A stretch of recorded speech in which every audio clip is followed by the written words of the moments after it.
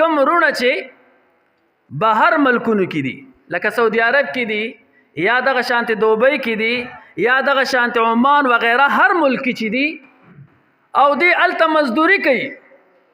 نو دی به صدقه الفطر د هغې موافق ورکوي. څه مطلب؟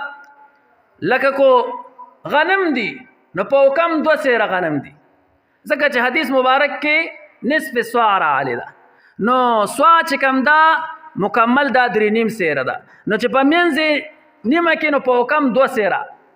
هغه مخکینی به سیرونه اوس کیلوګان دي نو په باندې 2 کیلو ته جوړیږي په باندې 2 کیلو غنم دي په باندې 2 کیلو غنم دي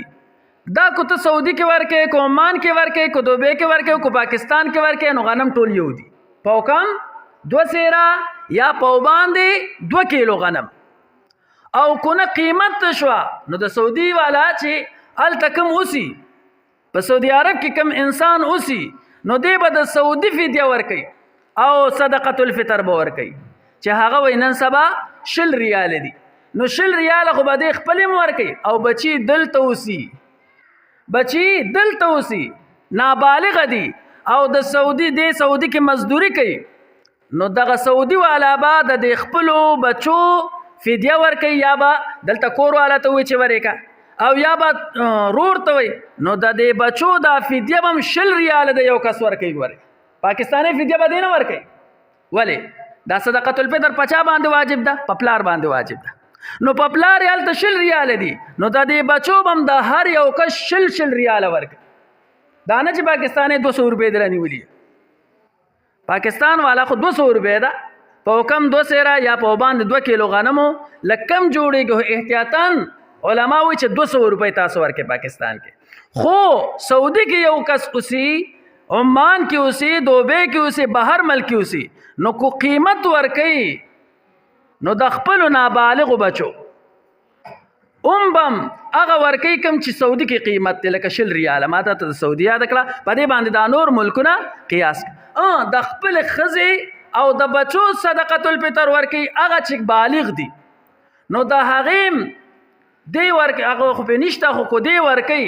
نو هغه بم 10 ریال ورکی ولی ځکه علما بیان فرمای چې انفع للفقراء ورکی نو انفع للفقراء چې غریبانانو ته به فائدہ ده نو هغه دا چې د سعودي فدیه ورکی د دې ځای نه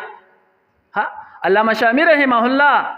دغه شانتي پتاوی هندیا چې مشهوره په علمگیریه باندې ده هغه د قبیله دي چې د طرفینو د امام محمد رحمه الله د امام ابو حنیفه رحمه الله قول دا دی